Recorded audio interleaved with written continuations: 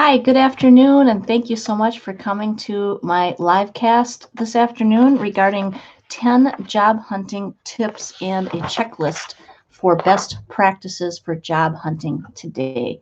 And I want to just first of all say that failing to prepare is actually preparing to fail. Okay, so take this time right now. This is a great time to get yourself prepared to find the great job that's going to be there for you after this is all over. Because remember, this is a temporary situation we're going through. We don't know how long it's going to last, but make the best of every moment while it's here because it's temporary. This will never happen again in our lives, God willing, right? So that's the beginning of my talk here. First off, I always like to tell my clients I'm sharing now this tip list with you is something that I usually share with my resume clients. Number one, it is still a who you know world. It always has been, and it always will be. In this world today, only 20 to 25% of new hires are cold applicants. A full 75 to 80% of people who are newly hired are warm applicants. That means people who are internally hired or people who have been referred through employees or a referral network of some way. So what you always want to do as a strategy is warm yourself up first before you apply anywhere. The way you do that, the more personal, the better. From best to worst, the best practices are face to face. I always used to say face to face in person is the best, but actually, of course, right now with our coronavirus pandemic time off that we're all getting, if you're out there, you're going to be masked, and there's a lot less communication that happens and transpires when you're masked. So actually right now, the best way is face-to-face online using Zoom or FaceTime, Messenger live chats, that type of thing. So face-to-face, in person where you can see your face is best. Next best after that is to talk to someone on the phone. Call up and actually speak on the phone. Next after that is messaging through text. And then finally, least effective is emails and faxes. Okay, I don't know. Does anybody still use a fax anymore? I don't know.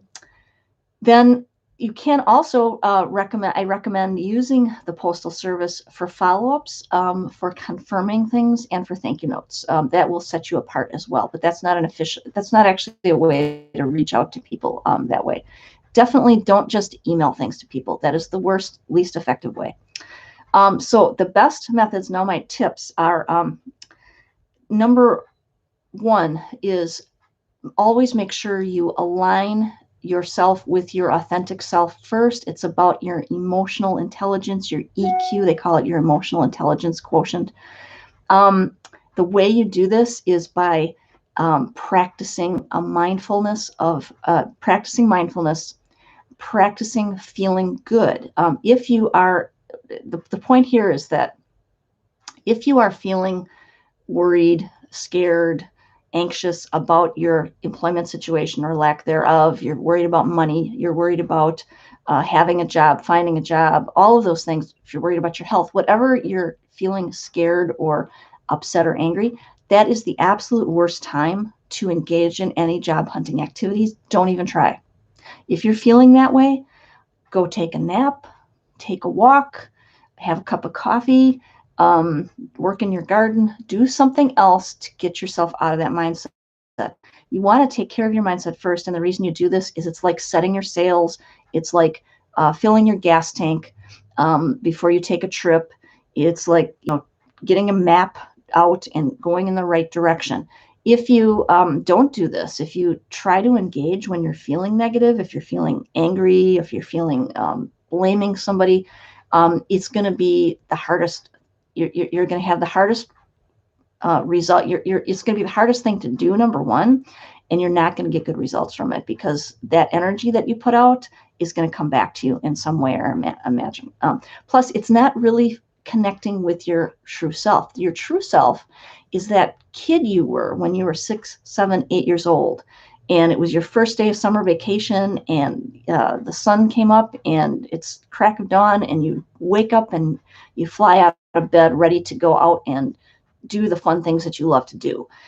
It's when you're being creative and you get in that flow state and everything comes easily. It's when you're not worried, you're feeling energized and happy and excited. That's your true self, and that's your creative self. That's when the juices flow.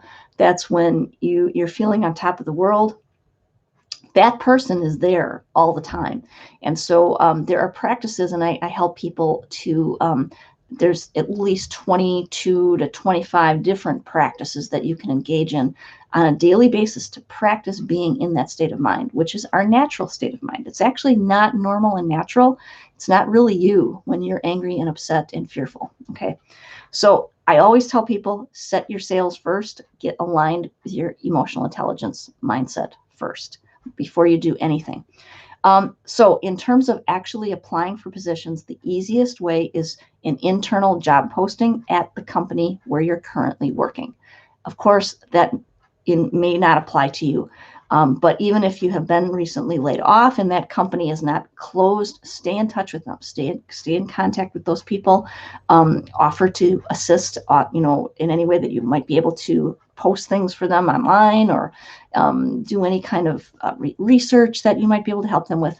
But stay in contact and keep those relationships taken care of, so that when the time comes to get hired back, you're on their list. Real world networking and online networking is the next tip. I think we've all come to really realize that this online methodology is simply a tool, and it's also real. Okay, so utilize that. That's really, really important. That means LinkedIn particularly, and you want to make sure your resume, your LinkedIn, and any personal websites that you may have are polished, up to date, and then you want to engage with your network in a professional, courteous, positive manner, in a way that's relevant and concise to whatever the discussion that's going on. With regards to LinkedIn, you can upgrade LinkedIn to the job hunting paid version. It's not necessary. It does give you some additional tools. I would definitely say that don't subscribe to that until everything is really polished and you're like totally ready to go.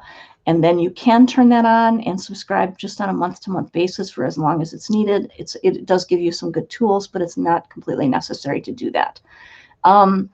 Next on the checklist is to volunteer, intern, make cold calls. This again applies more so when we're not in a pandemic, where you can just show up at a company and offer to give them a couple hours a week. And I've done this myself in the past, and I know other people. This is a great way to let people get to know you, and even if it's just sweeping the floor or doing some task. Now you can do that online. Put on that 7, 6, 7, 8-year-old self and get creative. How could you help them digitally online from your home? Again, volunteering is a great way for people to get to know you. Another next on my checklist is make sure when this pandemic is over, there is going to be a flood of jobs. There's going to be a lot of things, and there are some key skills that you need to have that every employer is going to be looking for. And even right now, you can be applying for and have these skills to show that you have them. Take a course on LinkedIn Learning. It's used to be called lynda.com. It's one of the best training opportunities out there. If you do have a premium subscription to LinkedIn, it's free, or you can just subscribe to the LinkedIn Learning for a nominal monthly charge. And again, you can just do it month to month, and you have access to a huge library, thousands and thousands of really, really well done courses. It's one of the best training values.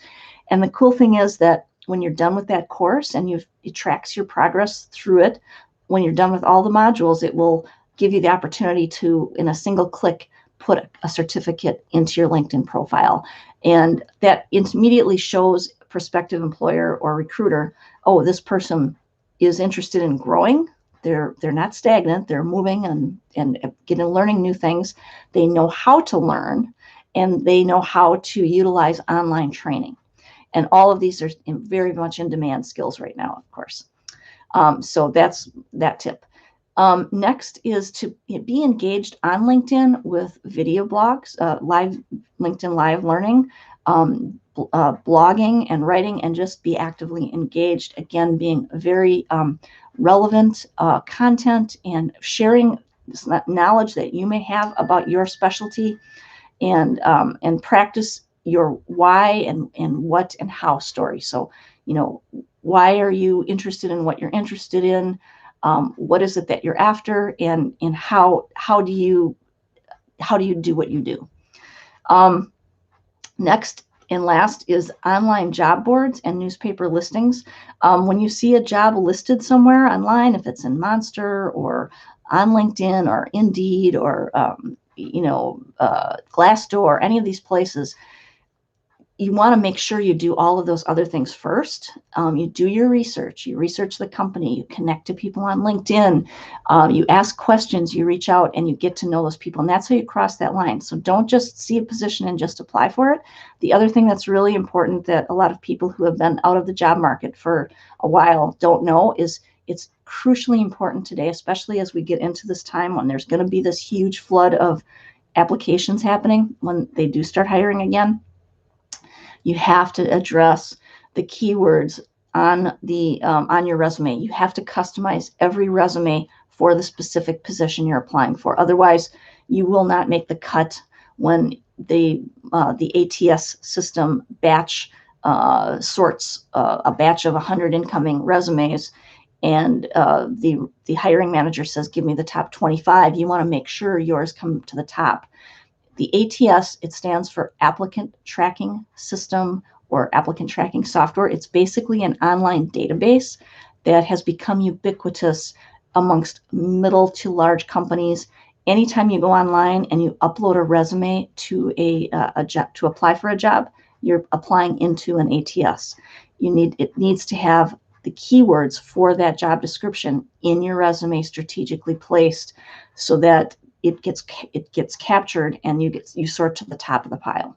So, and again, if you follow these best practices and you reach out to the hiring manager, you've done your research, you get the name of the hiring manager from people in your network that you've connected to, and then you can reach out to that person and let them know that you're about to apply and to watch for your application coming through their system. So, again, you want to make sure you do a save as on your resume with keywords specific to that job description in the correct place on your resume, also in your LinkedIn profile, and be specific and be honest, guys. Don't just put keywords in there that you have never had any experience with, because that is not that will come back to bite you. that won't work. You want to be honest. You want to be true. Now, regarding interview preparation, after you get in alignment with your authentic, young, happy, enthusiastic self, practice preparing and then telling little short stories, 1 to 2 minutes in length, no more than that. Be very, aim for a 1 minute long story about successes in each of your most recent jobs. So think PSS, problem, solution, and skills. So what was a problem or a challenge that you had in a previous job? How did you solve that? And then what skills did you use? So tell that little story. This happened. This was the solution I came up with or I contributed to. These were the skills I used. And just practice those stories. If you have a couple of stories like that for each of your jobs, and then make sure that before you go on, if you go into an interview, get in that right mindset, aligned with your true self and your true happy, positive, enthusiastic self, which is all of us have that. We're born there, and it's our natural state of mind. We wake up there every morning, and you can stay there and be in that. You can practice being in that space.